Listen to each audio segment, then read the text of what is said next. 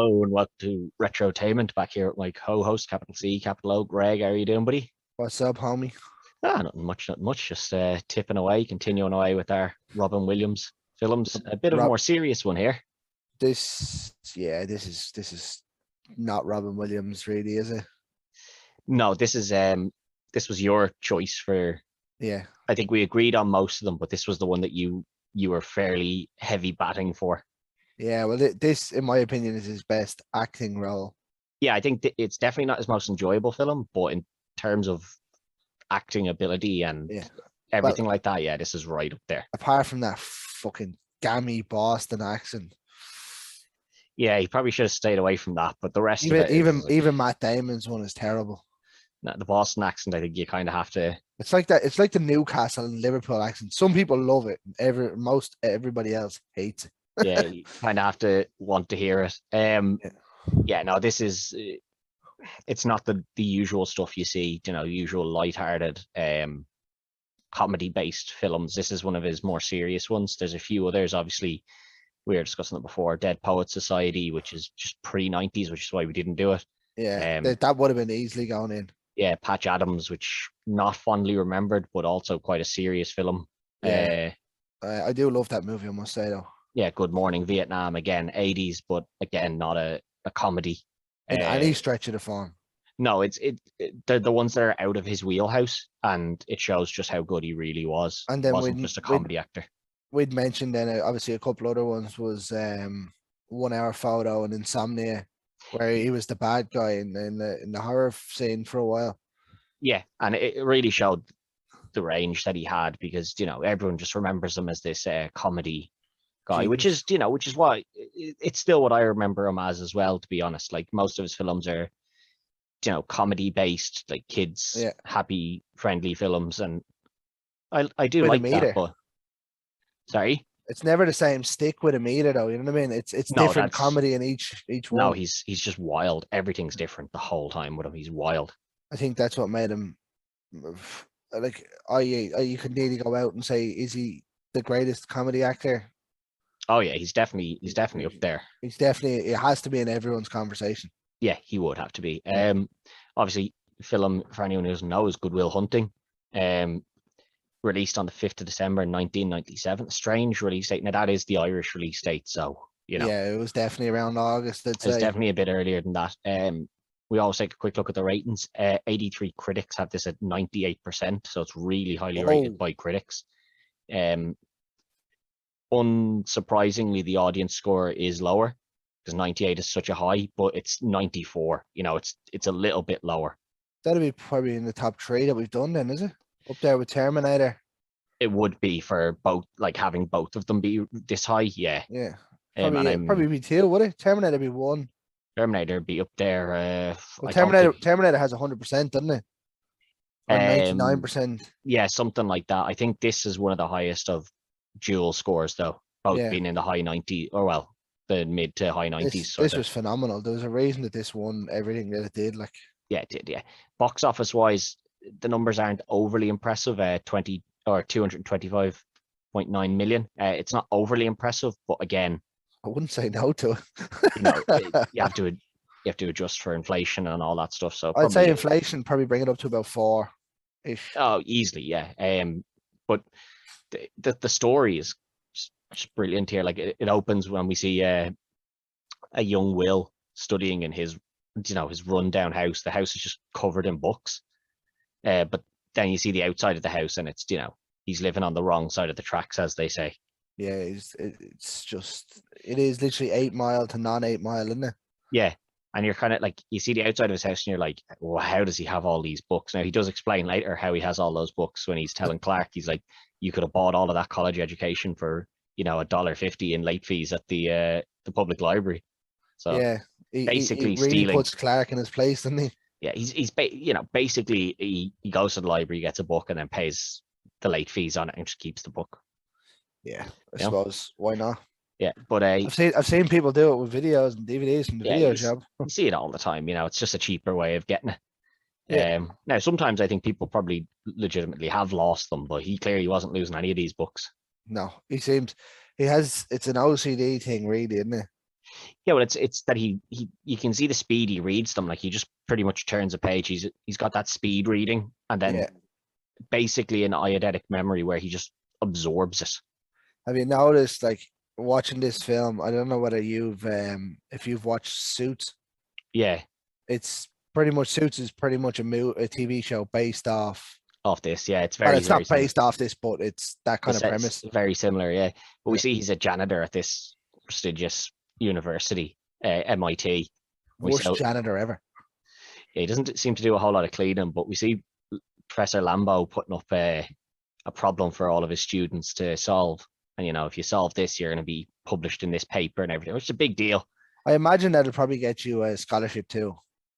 Yeah, I mean, it'd get you notoriety anyway. It'd put your name out in the field if you were solving things like that.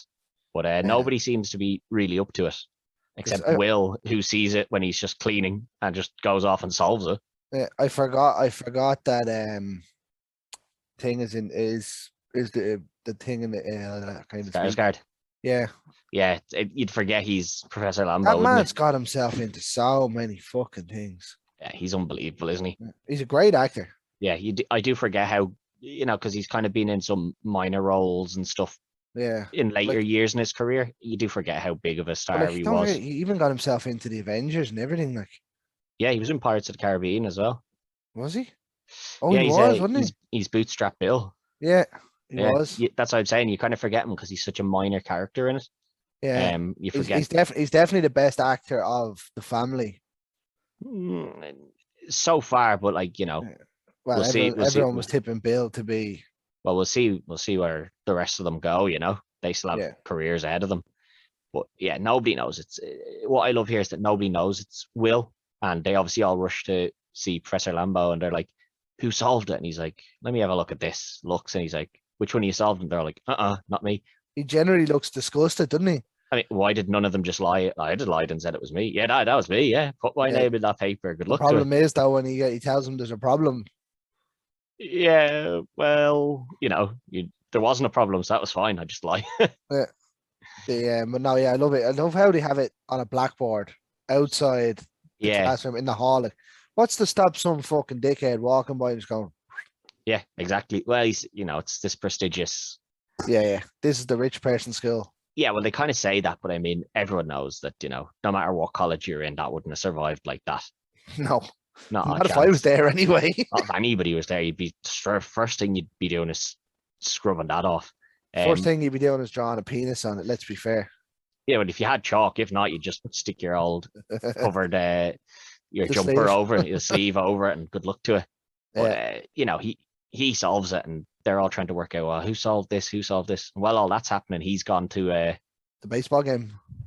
Yeah, this is a little bit weird now. They go to this kid's baseball game, and I assumed that one of the kids was going to be, somebody's, Affleck, either Chucky's son or one of the other two lads' sons. No, they just go and watch it. They just go literally to watch the Maz I picked up. I think that's what it is, but they go and they're into it and everything, because they know the kids' names. They're like, "Come on, he's up to bat," and you're just like, "How do they? Why are they so into this?" They're obviously just watching Little League, like. Yeah, maybe, I don't know. Maybe that's a thing. Maybe man hits a good homer there, though, lad. They do, yeah, but I mean, it's a bit weird that they're going watching it. But I suppose that's the thing in America, though, really, isn't it? Like, there's baseball everywhere. It's the same over here. Like, you'll see random people stopping watching kids playing football in the park, like. Yeah, but it's a different thing to stop and watch your random people, and then to be going so often that the names, the kids' names. That's it's a little bit different, but it seems like it's just their thing to do. We'll just go hang out there, have a few cans. I love how they're drinking the little small cans. It's not even the 500 cans; it's the 330 cans, and they're in a little brown paper bag. Yeah. I love that. We see Carmen here. And Will is like, "Oh, he used to bully me when I was younger," but they just leave it. They're kind of like, "We don't want to ruin the game for everybody." And then they see him later walking home, hassling some girl. 20 minutes later. Yeah, and they're like, "Right, well, we're not at the Little League anymore. Let's get out here." The scene here, though, with Ben Affleck and the fella in the back, I can't remember his name, where he's like, "Give me my double burger." And he's like, "How much money you got on you?" "I've got 16 cents. You give me that, and you pay 6 cents a day, and you can have your burger by the end of the week." Yeah. Oh, you'd be so, your man gets so annoyed, like. And then the lads see them throw the glass bottle at you one. Yeah, and they're like, no way, we just seen that guy 15 minutes ago. yeah, I love this. They go out and like the fight scene isn't great, to be honest. Oh, it's quite, desperate now. it's done quite badly, like but it gets the point across that as smart as Will is, He's a machine as well. yeah, but as smart as he is in terms of like being able to solve problems and stuff, his decision making is quite bad. This here again, they play this off quite well into the movie as well, and we'll get into it later on, where you see the lads. They were just ready to go. Oh yeah, they all just this is just part of their life, No, but like he said, let's do it, and they were just like, yeah, okay. Yeah, they ride together, they die together. Apart from the guy who was eating his burger. No, well, he comes out and he does get involved in the fight. No, I know, but he's like, I'm not going. Yeah, he says that, but Ben Affleck's like, if you don't go, I'm gonna kill you next. After we kill them, I'm coming back out. But it's the sort of thing that had the fight actually broken out, he would have still got out. He would. Oh, he was always going in. Yeah. But they they put up then they go to the college bar, and this is when even the cops come here and he kicks the cop. Yeah, he gets arrested here, but like gets out on bail, and it's like, right, you'll have to go to a court here, and then this, that, and the other. I love how he comes out and he's just like, when's your arraignment? Next week. Yeah, but like since it's a week away, I would go off to this college bar. Yeah, they said somebody was home from or going to Harvard, so they're going up to see some random person. Like they never meet him. From the seams of it, they never meet this lad. They just go up and go to this college bar, and this is where this is one of the this is probably one of the more iconic scenes in it. Obviously one of the funnier ones where Clark tries to humiliate Chucky when he's trying to impress the two girls. It's so funny because he comes over and he's pretending not to even notice. Oh, hi. Yeah, Ben Affleck's role in this is quite minimal in terms of like actual screen time, but when he is on the screen, he really does take his moments, doesn't he? Oh yeah, it's like it showed how good of an actor he was in this. Like even building up in this. Yeah. But when he comes over and he's like, oh yeah, what class was it? And he spiels off something out of a book. And then Will just turns around and he absolutely lashes him out of it. I love it, and that's what you think now. But, when you get into your second semester and you read this is where you'll start thinking this way. And then he tries to quote something back at him. He's like, yeah, I read that as well. The education you were paying 150. That comes from page 90 of some book. Yeah, the education you were paying, $250,000 for. You could have got that for 150 in overdue late fees, which that shows where he gets all his information. Yeah, and he absolutely skills him. And Clark looks like he wants to go again, and he's like, but if you want to, we can take this outside. Clark's just like, no, all right, I don't want any of that. This needed Jay and Silent Bob to come in and be like, Ben Affleck, you the bomb and Phantom Joe. Yeah, oh, that would have been good now. But I love probably this not, but I love this because then Will turns around to talk to the girls, and the guy who was sitting in the back of the car that wants the burger, to prop up Will, his only line to prop up Will is, my boy's wicked smart. Yeah, but they walk over to the other side of the bar. Yeah, I mean, you're not doing him a lot of favors saying that. He's just wicked smart. I mean, he's already proved how smart he is. You really didn't need to say he was wicked smart. Yeah, but I love how this then, like they're there and the night's obviously rolled on. Yeah, she comes over to him. How stupid are you? Well, not very. He just schooled this guy. Yeah, but I've been waiting over there for you to come over and talk to me for the last 2 hours, and now I'm tired and I have to go home. Oh. Sup?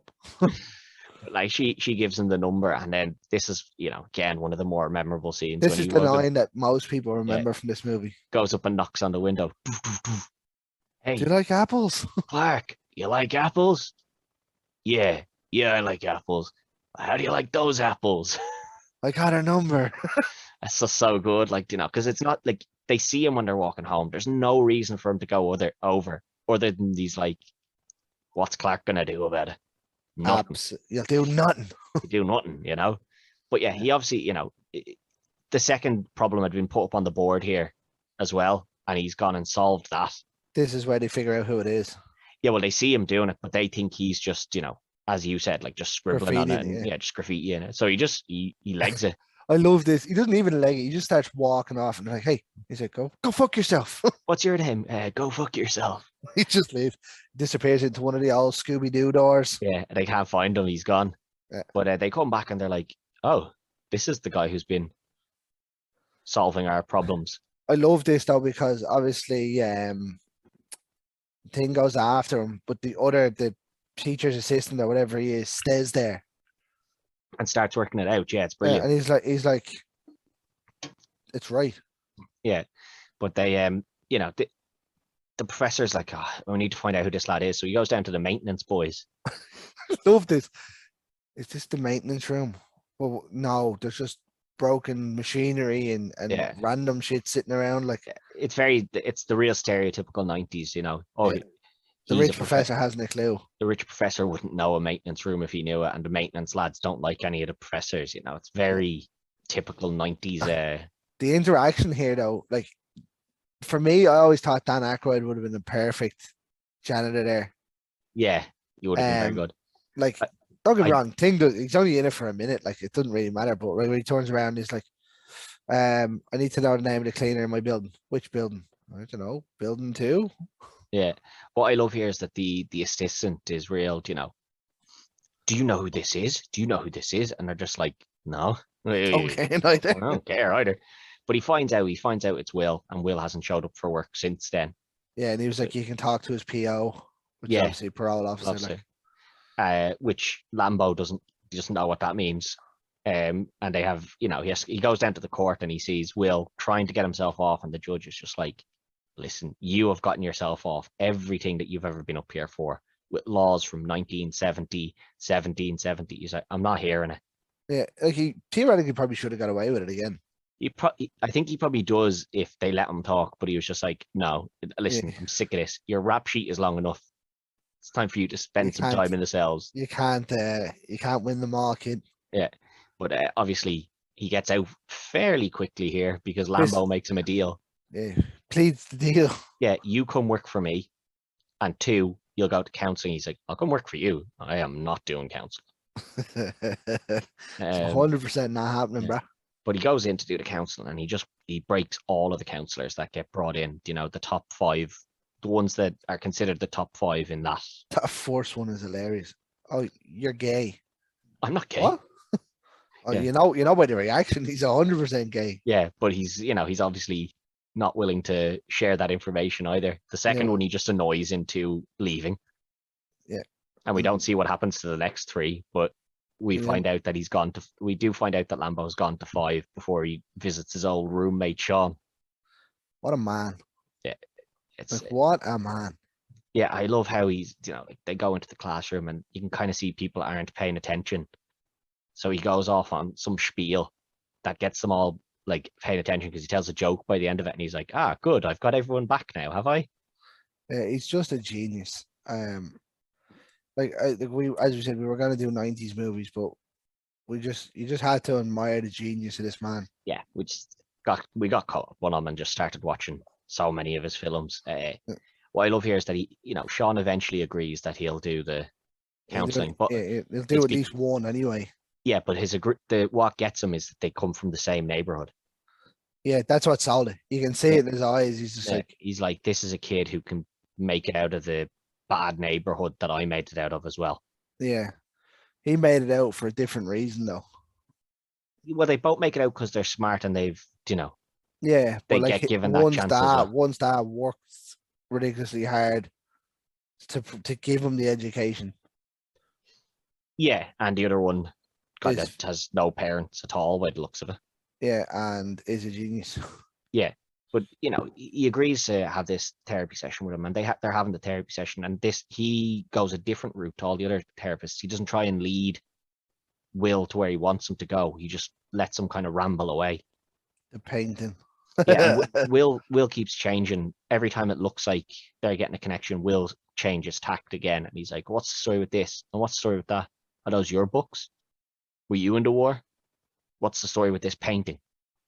And it's the painting that sets him off because he's like, "Oh I painted that after my wife passed away," and he's like, "You married the wrong woman." Yeah, that didn't go well. That did not go well because he grabs him by the throat.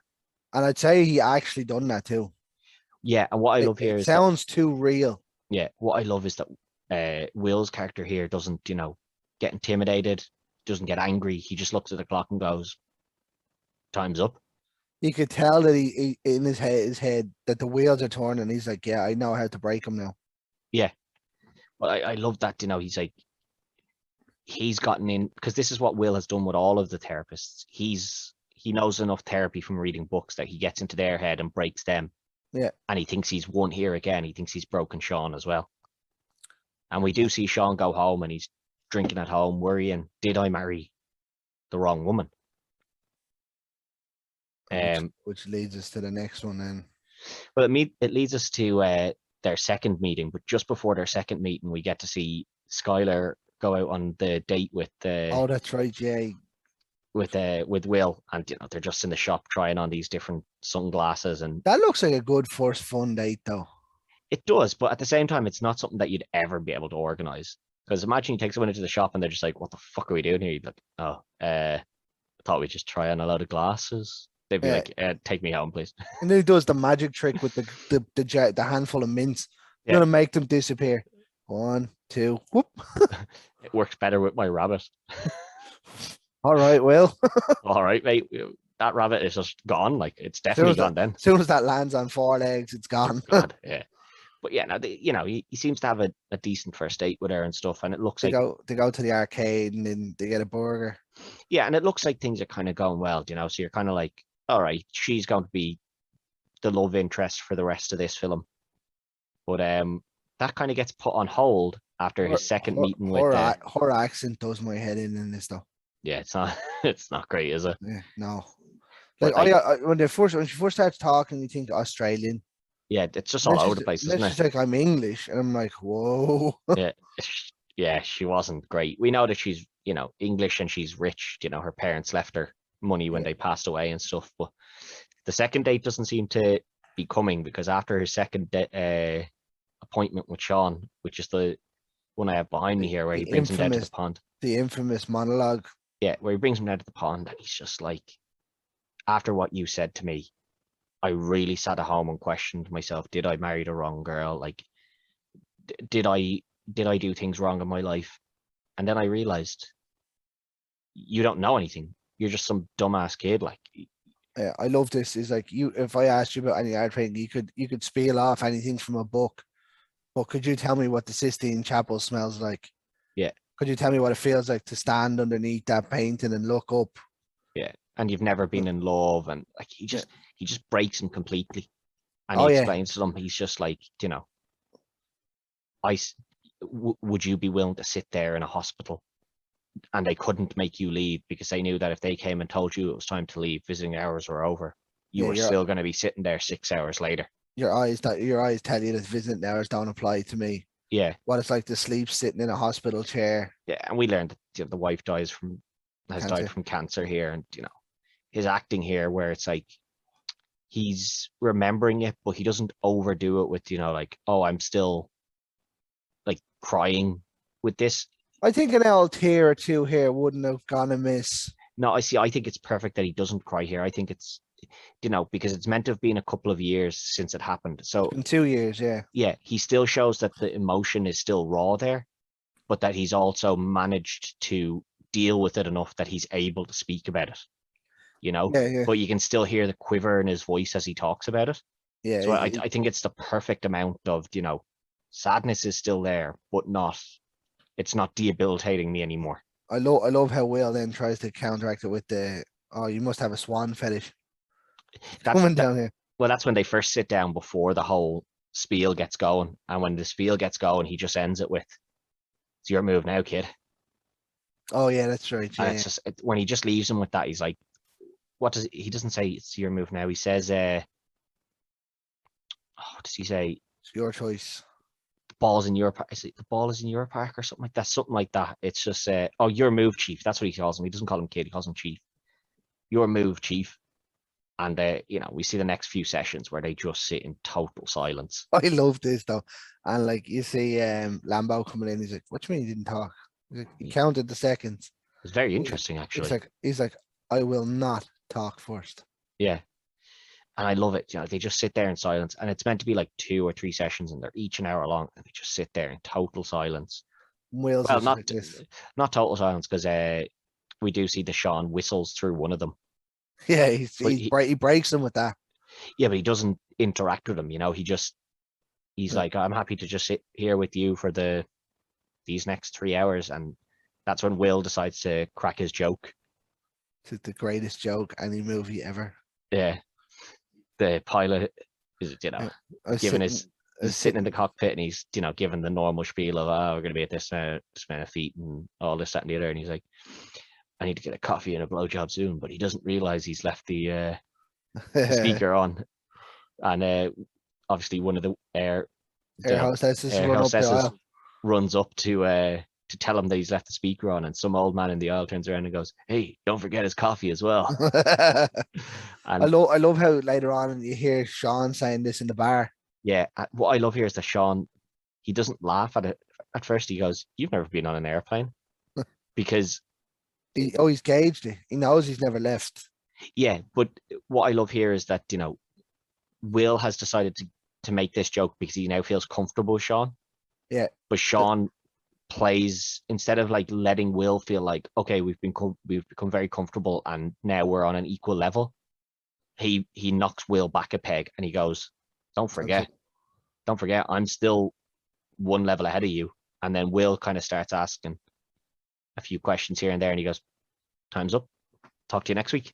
Yeah, he has his game shot there, doesn't he? Yeah, he keeps, he takes the power in the relationship in a sense, Yeah, but at the same time keeps them friendly. He's not, demanding anything from Will, but he's also reminding him we're not friends here. yeah. And then it's just like then it goes to them in the pub. Yeah. And he's telling them, and the old lad at the end of the bar, Yeah. Oh, and he's telling, you didn't shout that. no, and it's the same response. No, it's a joke. It just works better if you say it in the first person rather than, from somebody Yeah. else's point of view. Did you think the barman looked like John Lithgow a little bit? A little bit, yeah. I was going to say that to you. I thought he did look a little bit.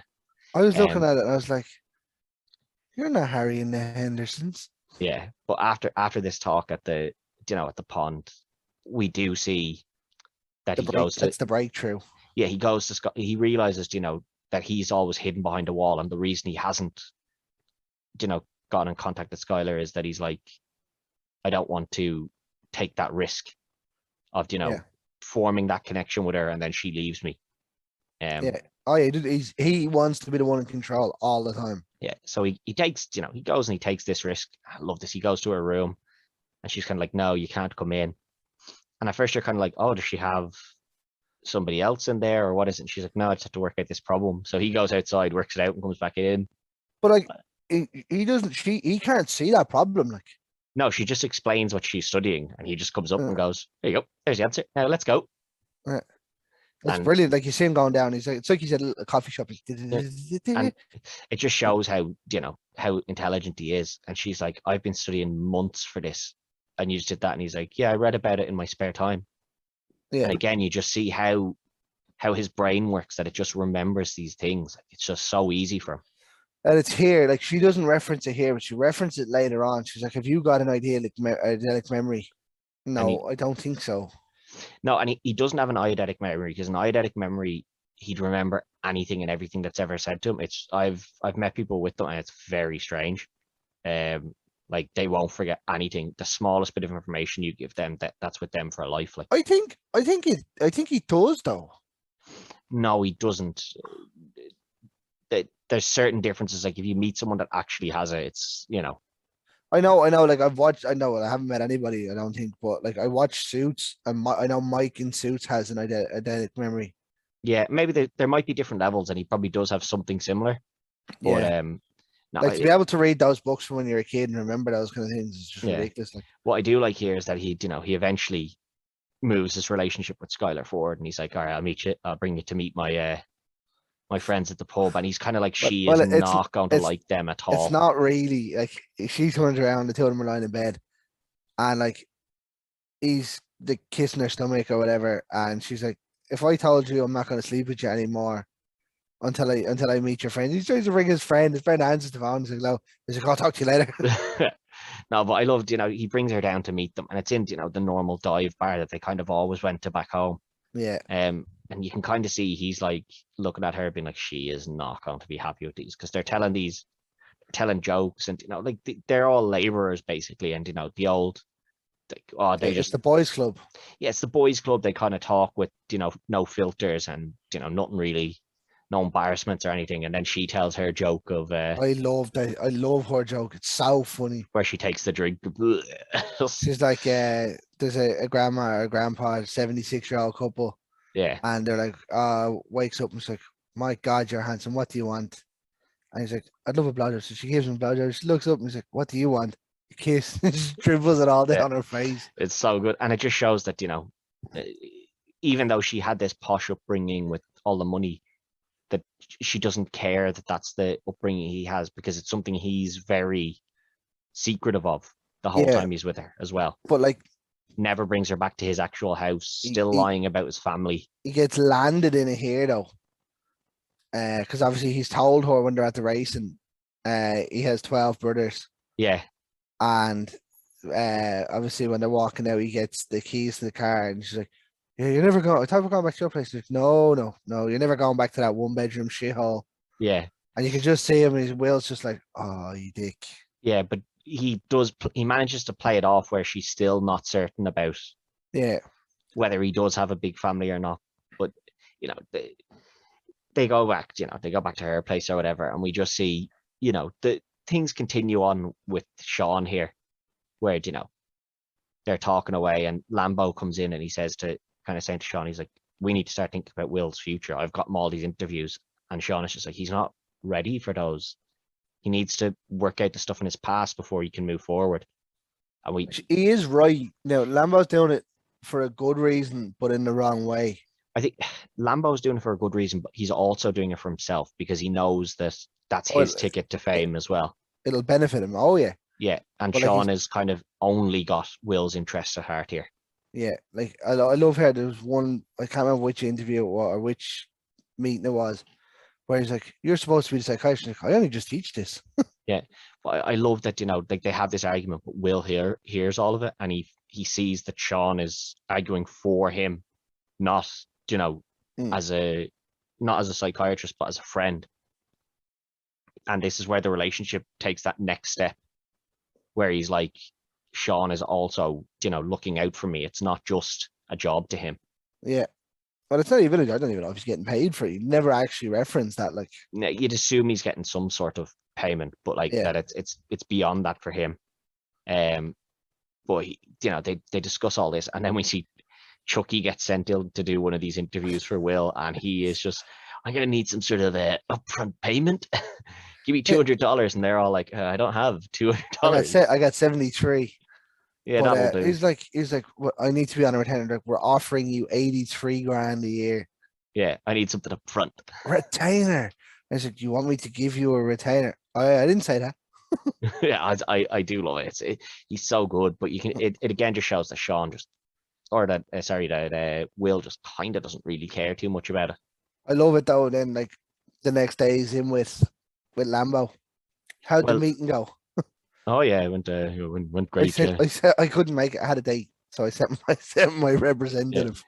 Yeah, and if you're gonna do that, it embarrasses me. So make sure you're going to them, sort of thing. Makes a big deal about it. But I loved it. This is when he goes out with Skylar, and Skylar's like, "No, I need to study." And she asks him, "How can you remember all this?" And he's just like, "Do you know what? Like, he's like, do you know Mozart and all? Like, they sat down, they could just play piano." It's like, I can't play piano, but if I can just sit down and I just learn it. It's easy. Yeah, there was the thing. Yeah, it was able to play the piano. Yeah, they look at it and just able to do it. Where as for me, it's just keys, 3 pedals, and a wooden box. Yeah. Whereas I see that book and it just all makes sense to me, and I can't explain it. I think that's the perfect analogy. Like, they don't try and make out, oh, he's super smart and he works really hard. That's the story. Like, he just absorbs information and stores it. Yeah, and then stores it. Like, that's it. But it's great. Like, she then invites him. Like, they're back at her apartment. There was one bit there, like she kisses him then. And all of a sudden, it's like everything has changed. Yeah, their relationship has, taken that next step where, they're not just dating sort of thing anymore, Yeah. They Then both see a future here. you get this, This is a tough scene where she invites him down to California. and he He's just like, freaks. he's like, no, I can't go to California. And the first time you watch it, you're kind of like, oh, he's still on parole, so obviously he can't go to Yeah, but like California. there's that, and then like they've only really arguably probably been dating for about 5 weeks, Yeah, give or take. it's hard to tell how many. Like we've only seen X amount of sessions with Sean, but like you can assume it's probably been. Well, it's not even that because he has to go on a Tuesday and a Thursday. Yeah, but do you know what I mean? Like it probably has been a few months. Like they are skipping ahead in time here. Oh Like yeah, no, I know that, but like it's no more than it's arguably a lot less than a year. no, yeah, it's definitely less than a year. It's within the first year. But she's saying, I have to move down to Cali, and he's obsessed with like the fact that she had a rich family, and she kind of then It wasn't even that she had a rich family. The dad left her in the inheritance, wasn't it? yeah, like, but her family was rich, so sure, her upbringing was always quite good, and his was always terrible. Yeah. So This it's this is just where you get that moment when you finally find out. yeah. Well, she pushes him. She's like, "You told me you had 12 brothers," and he eventually cracks, and he's like, "Yeah, that was all lies. Like, why are you so concerned about the lies I've told you?" Like, and she's pushing his, to be more intimate with him. There is one thing here though, like he tells her he loves her, right?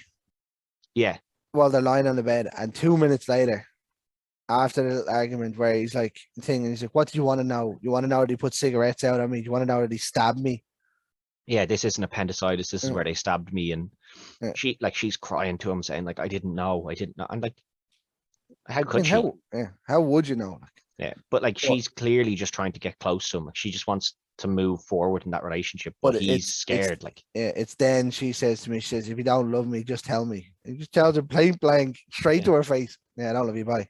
I don't love you, and just leaves. Like, um, and you can see again, this is what Sean was saying to me. He was like, you can't, because of your past, you can't build a relationship with anybody. Not a lasting one. It's only fleeting for you. Yeah, Everything. it is. It's like it's a very rough scene, and like to a point where at the Well, when time he this was made, I'm generally surprised in that scene that he doesn't hit her. yeah, but that's the thing. It comes so close to it. Like he hits the wall just beside her. I think that's to do. It's a lot to do with like him growing up being assaulted. And, Yeah, it's his self control over. As angry as he got, he was still aware of. what he's done. I don't want to be the person that's hitting the people I care about. Yeah, I don't want to be the bully. Yeah, he's like, because the fights we've seen him in previously are all, standing up for someone. It's not him just going out looking for a fight either. Yeah, Like when he had the chance to attack Carmen earlier from behind, but Carmen wasn't doing anything. He was like, yeah, that kid bullied me years ago, but, I'll let's just leave leave it. it. But it's later then when he sees Carmen throwing the bottle at that girl, he's like, right. There's karma. Let's go. He's like, that guy's still a dick, so it's time to sort him out. Like he might initiate fights, but it's never. Yeah, It's never just. there's I reasoning never. to Yeah, it. he never just wants. Like he's not looking for them all the time. But he kind of spirals here. Like he goes into Lambo and he starts burning the notes he's given him. And He misses a session here as well. yeah, and Lambo admits, he's like, I can't do this without you. And he was like, yes, I need you. I need you to prove this because I can't do it. Yeah, And if you want to throw it all away, that's your choice. yeah. And he turns down the government job and doesn't go to I some love this. professional. Why wouldn't you want to work for the NSA? I don't know, Paul. Maybe because The it's bombs I make will then be used to bomb the houses of was innocent it, he get people. yeah. This is it. This is another one of them good monologues in this where he's like, "What if you gave me a code that you couldn't crack and I cracked it? It turned out to be the coordinates of a base. You bomb the base, it kills 150,000 people or 152,000 people, like." Yeah. And then you send the Marines in, and the Marines get attacked, and then they lose their job. It's a random spiel Yeah, and it's just him saying, I don't want to be involved with it. involved in what's basically just war. Yeah, But you see him spiraling here, and Sean kicks him out of therapy. He's like, "You clearly don't want to get better. Just kind of get yeah. out. I'm not interested anymore. Just get out of here." And then Chucky he tells This Chucky, you know, this I'm just going to this work is here with you for the rest of my life, and our kids are going to grow up here. They're going to play Little League and all this. this is a tough all scene, isn't it? Yeah, and Chucky just turns around to him, and it's like If every day. you're here in 20 years, I'll kill you myself. He says he'll kill himself, and he's also like, every morning, the happiest part of my day is when I pull up to your house, and I hope that when I knock on your door, you won't be there to answer. And you're like, man, this, you know, you're meant to be best friends. I wouldn't like. No, I know why he's saying it. I know why he says it, but you're kind of like, dude, we're meant to be best friends. Like, I really don't want that to be. You just cut me deep, man. You just cut me deep. But he does say to him, he's like, listen, you insult all of us by staying here because you can go and be more. This is it for us. Like the rest of us. I love this though. He's No. like, any lad here on this site would give everything to have what you have. Yeah. And you're just going to waste it because you don't want to take that risk. You don't want to try. Yeah. And it, you know, it's an emotional scene again. And this is when he goes in and he goes to Sean. And there's one meeting with Sean we missed where, you know, Sean explains to him how he met his wife and stuff. And he's like, it's the little things I remember about her. You know, I don't remember accomplishments or anything like that. He's like, I just remember, you know. Oh, that she farted in bed one time and she woke herself up. Yeah. And, you know, he's just explaining that, like, what love is. He's like, this is why. Oh, yeah. Sorry, we did. Yeah. So where he was like, that's how he ends up going on the second date with Skylar. But this one is the one where Sean finally breaks him and he's like, you want to know about me? Well, when I was growing up, I had a drunk and abusive father, and he'd come home steaming drunk every night, and I would walk out and I'd insult him. It's the first thing I'd do when I heard him coming through that door. I'd walk out and I'd insult him. And why? Not to be a hard man, but because I knew that the anger was going to be directed at someone, and I wanted it to be me rather than my little brother or my mother. and he throws in that one liner as well. Didn't it was the interesting nights when he had rings on. Yeah. The rest of the nights were fine, but when he had those rings on, that was something else. And you can see it finally hits home with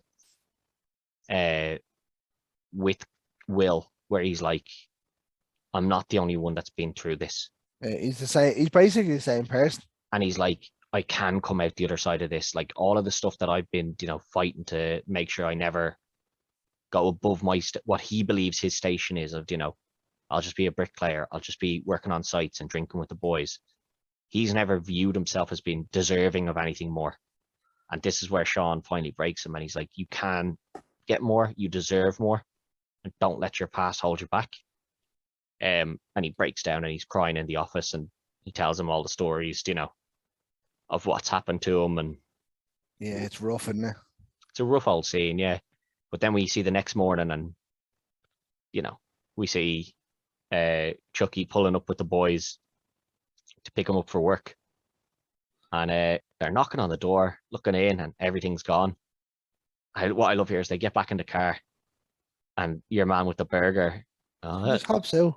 I get in the front, so if all Will's not coming, I'll hop in here. I love the smile on Chucky's face though. He's just kind of like, yeah, you did it, kid. But you can see the smile on his face, but also the sadness as well, which is what I like. Again, as we said, Affleck just steals the show here. Like he has that smile of, you know, I'm glad I got through to him, but the sadness that, you know, my closest friend is now also gone. Yeah. You know, it's not like he plays that off perfectly.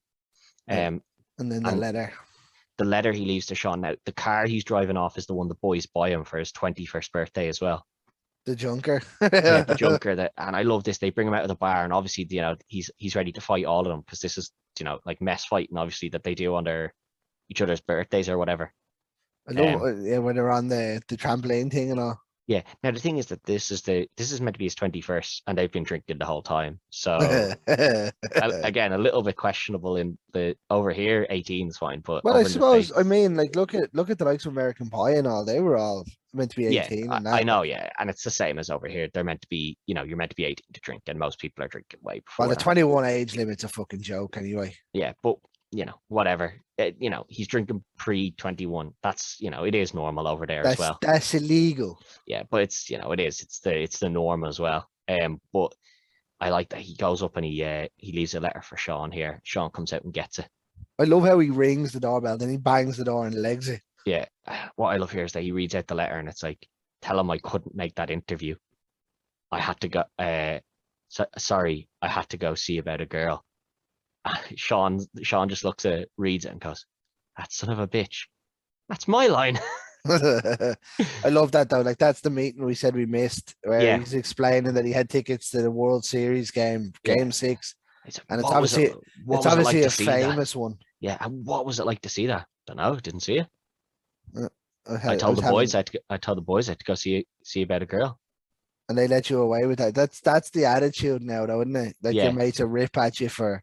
Yeah, and you know, and the best thing about that scene is that at the end of it, he's like, I didn't know he was going to hit that home run, did I? So he's like, yeah, I went and did it because, you know, I thought, you know, nothing big's going to happen here. So I didn't think I was missing anything. And he's like, I don't regret that I did it, but I also do regret that I missed that moment. Yeah. Oh, you would though, wouldn't you? Like, Yeah, he got his wife and all from a great. Yeah, like, but it'd be like, you know, for us over here, like we're big United fans, and you know, obviously we were too young in '99 for, you know, to be having any big life decisions like that. But imagine, you know, you had the chance to go to the '99 final, Champions League final. One. No, the '99 final, because that's the real. Yeah. It was fairy tales. Like imagine you had the chance to go see that. Yeah. And then you went. I remember. I vaguely remember watching that though. Yeah, but you know, like imagine you had the chance, you got tickets, go see it live, and then you were like, I saw this girl across the bar. And it's not like you've been going out with her for ages or anything like that. It's the first time he's seen her, and he skips out. She said no. Yeah, but that's the whole story. He's like, I went over, and you know, we ended up married. Chance. Yeah, he's like, I took my chance, and then at the end of it, when they're kind of discussing, he's like, I can't believe you missed that. And he's like, you'd be like, but I didn't know Solskjaer was going to score in a 90-something minute, did I? You know, he like Robin Williams makes sure that's the last line of that scene. You know, him being like, I didn't know that was going to happen. So it's like, I don't regret what I did, but like also I do a little bit, you know, there's still always going to be that moment, but you can always go back and, you know, you still enjoy the moment. But we see him driving off. And this, I love how this ends with him saying, that son of a bitch stole my line, because as we said earlier, he stole Will's joke to tell to other people. So the two of them have taken each other's stuff, and it just comes around in that full circle. And then you just see him driving off in the car. And again, it's similar to some other films where you don't get to know, oh, does he get down there and does Skylar turn around and go, no? Or does he get there and things go well? You never find that out. It's I don't think it does, because obviously he talks to her before she gets on the plane, and she still says, oh, I love you. And he just says, okay, bye. Yeah. Do you know what I mean? But like he goes and makes this drive, but they never showed, you know, them meeting up. There's no happy ending. There's just, you know, there's a kind of happy enough ending of, oh, he's going to see her. But or is he though? It could be anywhere he's going. No, well, he says he's going to see about the girl, so we know he is going to see her. Yeah, but I know, but like it could be anywhere. She could just turn around and be like, yeah, I've kind of moved on. You know, like we had a massive fight, and then I moved away, and you were just like, okay, bye. You know, you didn't even come see me often. But yeah, as we said, the acting in this is top notch. There's a reason it's one of the better rated films we've ever done as well. But from everybody, the performances from everybody. Oh yeah, it's phenomenal all around, and the story it tells, and you know how serious it is, but it is inlaid with the few jokes, you know, like of there's a bit of comedy, because that's the way life is, you know, as tough as things is, there's always little bits of things. Any like kind of drama should have some kind of comedy in it. Yeah, well, you need it there to lighten the mood. You can't be sitting there, you know. Jesus, it'd be a 2-hour drag, wouldn't it? Yeah, 2 hours of intense, but this flies by. It's 2 and a bit hours long. It just flies by. Like, yeah, it just flies by. It's brilliant.